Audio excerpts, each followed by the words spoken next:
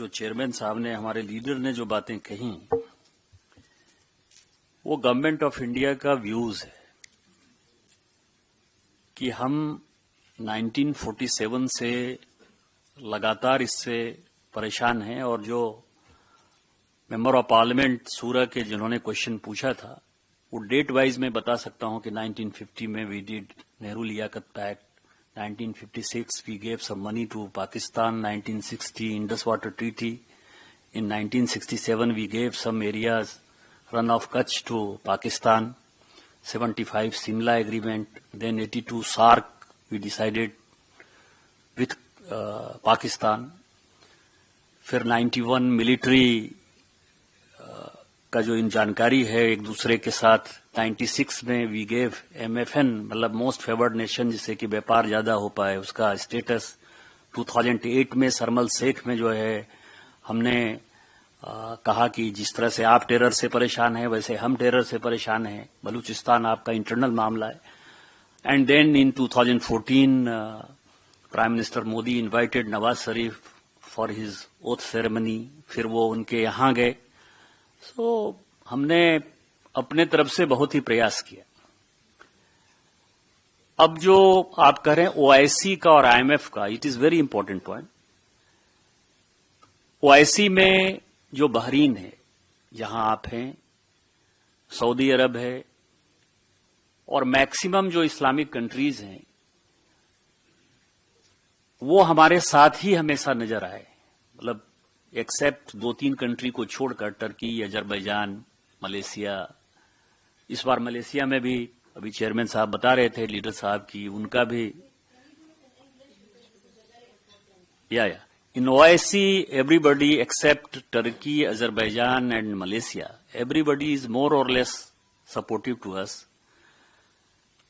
And I think in future they will do so, because even Saudi Arabia is facing same type of problem with Yemen. And religion is not a guarantee of any security. Or everybody is seeing in Jordan what is happening there, Iraq, Iran, everybody thinks so. So I feel like what we are doing here and what our people are doing outside India, all OIC country will again support us. दूसरा जो security का सवाल, IMF का सवाल है, we tried our level best कि this money goes to terrorism only, but IMF decided other way around. But last 2-3 days again IMF is insisting Pakistan कि this money is meant for this cause only. Don't give this money to, don't divert this money to anywhere else. And we feel कि IMF will do something else. It's our presumption. But only request from you कि we are here because we are facing great problem with Pakistan. And same thing you faced before 60s also. 60 in Bahrain also they faced this. So we need your support. I think the leader of the delegation has very appropriately given a detailed report what is going on, what has happened, and what we are going to do in future. Being a person from the state, that is Jammu and Kashmir, I have seen right from student days and also from ever since I joined politics, youth politics, the ongoings in the state from across as a result of militancy from across the border. This is not new thing, because the revolution in the media, now people start knowing across the country, across the globe.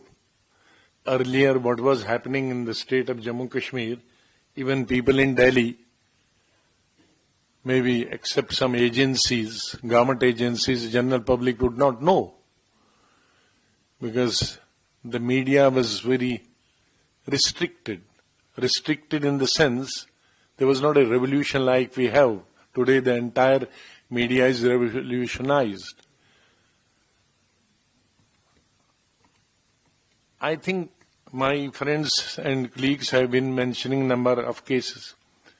We have few thousand such cases, few thousand over a period of time. And I think the recent past, what I'm saying when I say recent past means about 3 decades, more than 40,000 local people from J&K have been killed during the militancy.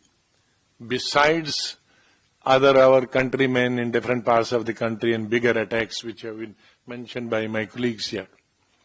So there is hardly a day when there is not an attack by Pakistan aided, abetted, trained terrorists.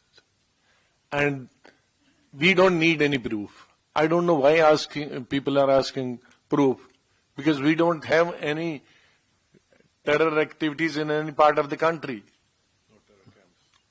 We can't think of having a camp. We can't even think a 2-man camp in any part of the country, terrorist activities. But all the terrorist activities are emanating from Pakistan or Pakistan-occupied Kashmir. So let it be clear. I have seen in my home almost 40 years back when my son was only 1.5 years old. So one of the hijackers, he was a Pakistani, was going to be hanged with the court judgment. So that child, that time I was member of parliament, 1-year-old child, the ISI, you know, it's not only the militants doing such activities. Even the secret agency of Pakistan is even much worse. Rather, it is the secret agency of the Pakistan who has taught them these tactics. So they were trying to kidnap him from Srinagar, from my in-laws' place. But somehow, only a day before I had gone to Srinagar and that son flew with me back to Delhi. So within a week or so, I had become minister, junior minister in Mrs. Indira Gandhi's time. And these 2 ISI people, in my absence while I was in office, came home to kidnap my child. And they turned out to be 2 ISI people. So right from that place, I myself as chief minister have survived more than a dozen attacks. So this is nothing new for us. Any attack, it is almost in 90% initially they accept, they take the credit, because for each credit they get extra money. For each action, each incident, each killing, the Pakistan gives them incentives, gives them money, promotes them. They have also a hierarchy. I remember when I was chief minister, at one point of time I almost eliminated the district and provincial commanders. So for 1 month they didn't have any commander. But I think within 1 month they again replaced them with junior commanders. So this is going for those who are in Kashmir. We know that who is doing it. This is basically Pakistan Army. Why Pakistan Army is doing? Because Pakistan does not need any army. So if they don't do this, the Pakistan Army becomes irrelevant. Who is the richest person in Pakistan at the moment? Not a politician. You might have heard in different parts of the globe, the politicians becoming, the businessmen becoming big businessmen. Some politician, corrupt politician, in different parts of the globe, become very rich. But I haven't heard in any part of the world, security people, the army people becoming rich. But I don't think even a single Indian, the big Indian force, army, any single army general has a house in London. But I think there's hardly a single general of Pakistan who does not have a house in London or elsewhere in the world. So which is why they are doing all these activities. And Pakistani leadership, unfortunately, with all due regards for them, they have been puppet in the hands of the army. That is the fact. In diplomatic language, my colleagues may not accept it, but as a political worker and as a person who have seen them very closely, being in government and outside the government, these all activities are being done, sponsored, aided, abetted. I have the proofs also as a chief minister, because one boy, I had told my security people that I want one boy or one person alive. While you are shooting each other, even if he is not shooting either, if you are able to catch him alive, I would like to know what does he say. And he was an orphan boy. And he was trained and sent to Kashmir. And for each act that boy was given money. So we know. I don't think there is any need of any proof by any person. Being a local man, we know each and every activity they undertake. So this is the time when we need, but we cannot tolerate. We have just seen 1-2 generations. The generation after generation cannot tolerate this. Now India and Pakistan got freedom almost same day. Now Pakistan, see where is the Pakistan and see where is India. In spite of being 1.5 billion people, we export food grains. We supply the food grains to, I think, most of the countries. But does Pakistan have it doesn't have the water. They have to be at the mercy of India. One of the biggest river going to Pakistan is from my district. District Doda, there is Chenab district. So they don't have a country which does not have water for drinking water. It does not have water for its crops. It doesn't have food to eat. And only thing, he will go with begging bowl across the globe, give me money for my people, for growth and development, and that money is being channelized to promote terrorism and by all nasty things to kill the people in Kashmir and elsewhere in our country. So my submission to this is that your country has already supported, and thank you. I think my leader has already thanked our kingdom of this Bahrain for the statement issued and subsequent statements issued after 22nd of April 25, after this massacre took place. And we need support at every international fora, and also in OIC. We need your support, positive support. We don't want to eliminate any country. We just only want Pakistan to dismantle these terrorist infrastructure. We want Pakistan to take action against terrorists. Why should only one country take the wholesale contract of the entire globe to nourish and nurture the terrorists? That is our concern. They should spend time, the Pakistan government should spend time, they should use this money for the growth and development and for education facilities, for health of the people of Pakistan. We are not against the people of the Pakistan. But all these activities which Pakistan or Pakistan government and Pakistan army is undertaking, it is against humanity, it is against peace and tranquility, not only between the two countries, but across the globe and across the region. So in this regard, while thanking your cooperation, the truth is that these terrorist organizations have justified killing of innocent people in India, and they have out of context quoted Quranic verses. They have out of context quoted the hadith of Prophet Muhammad sallallahu alaihi wasallam. And in our opinion, there is no difference between these terrorist organizations in Pakistan and the ISIS Takfiri ideology. This we must remember.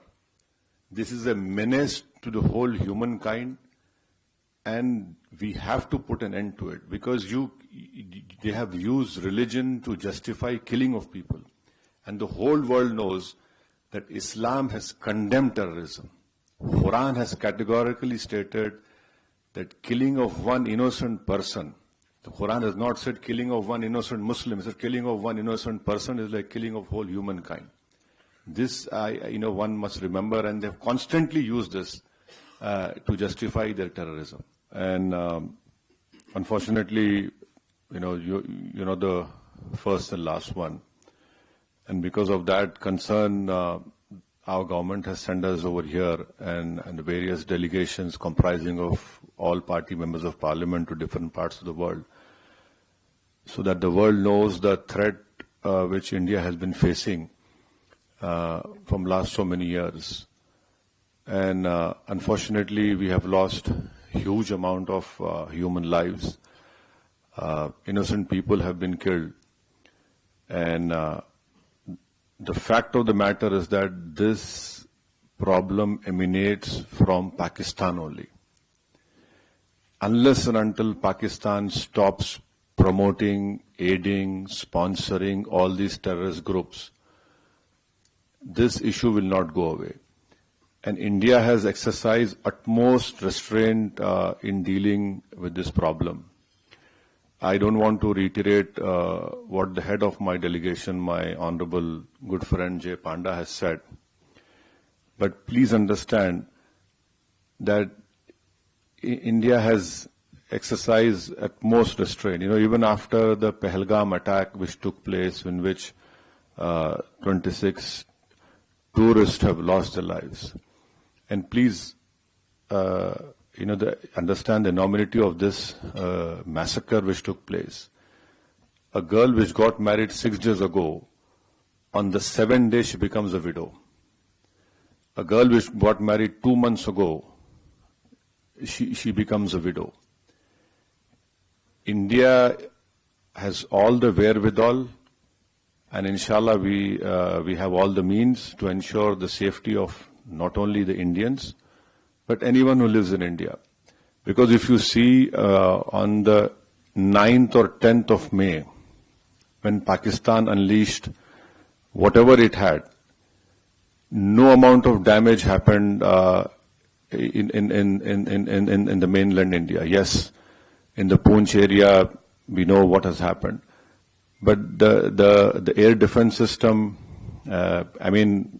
what has been said by the government and the media is that all our technology, all our warfare was able to stop whatever was thrown from a failed state like Pakistan.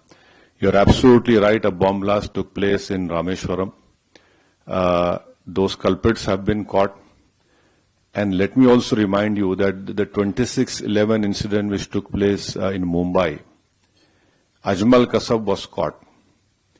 Ajmal Kasab was given all the due process of the law, wherein Ajmal Kasab went through all the legal process of our country, and ultimately the court gave him the punishment. Even after that, the Indian investigators gave all the evidences which was required to the Pakistani government. They had given proofs, audio recordings, And can you believe at that time when this 26/11 incident took place, the Pakistan foreign minister was in India. So this is a state which is not at all connected. It is not at all concerned about the safety and what the message that goes out.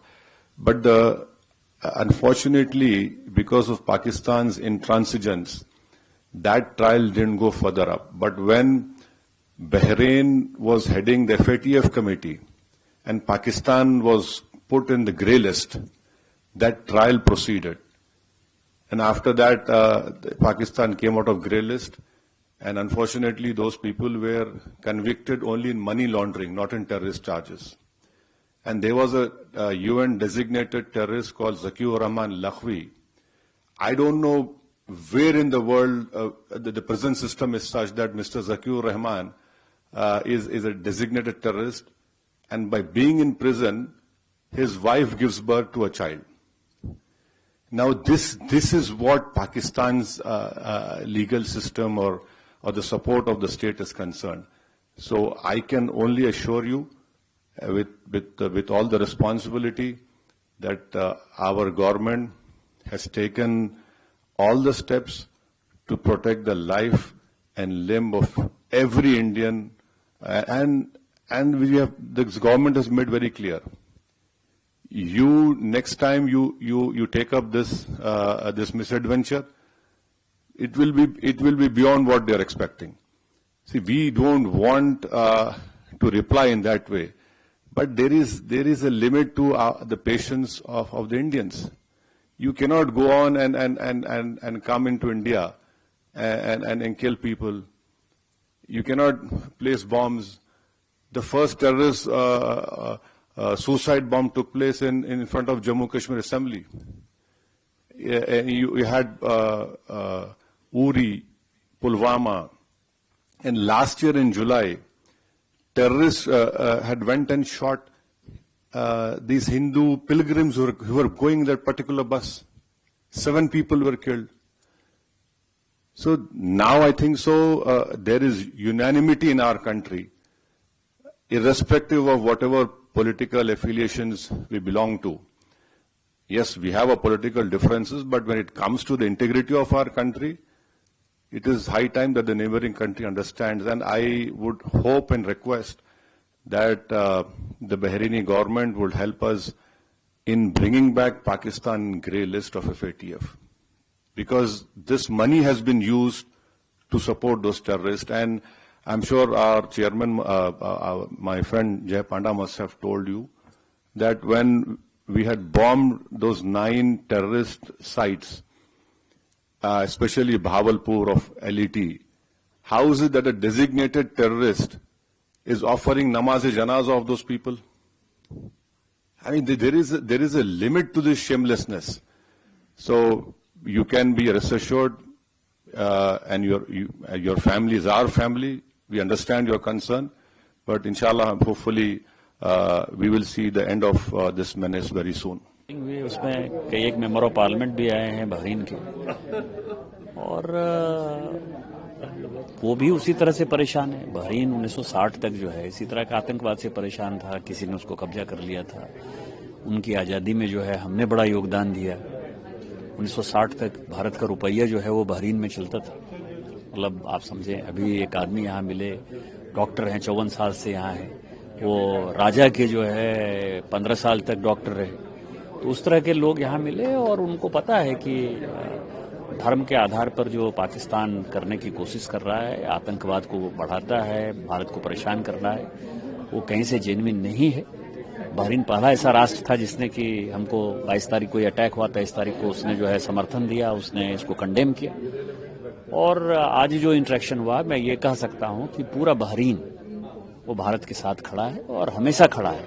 OIC में जब भी Turkey ने, Azerbaijan ने, किसी ने हमारे खिलाफ कुछ करने का कोशिश किया पाकिस्तान के समर्थन में, तो जो ऑर्गेनाइजेशन ऑफ इस्लामिक कंट्रीज है, जिसका जब सऊदी अरब हम जाएंगे जो हेडक्वार्टर है, उन लोगों ने हमारा हमेशा साथ दिया, क्योंकि दुनिया में सेकेंड लार्जेस्ट मुस्लिम पॉपुलेशन जो है वो हमारे यहाँ है. और इस लड़ाई में लोगों ने देखा, ऑपरेशन सिंदूर में, कि 140 के 140 करोड़ लोग, चाहे वो हिंदू थे, मुस्लिम थे, सिख थे, ईसाई थे, सभी हमारे साथ थे। तो उनको पता है कि वहाँ भी मुसलमान है और मुसलमान भी जो है वो माननीय मोदी जी के कारण ही सुरक्षित हैं और भारत के कारण सुरक्षित हैं। भारत सरकार एक साथ है, पूरी दुनिया एक साथ है और बहरीन इन चीज़ों को समझता है।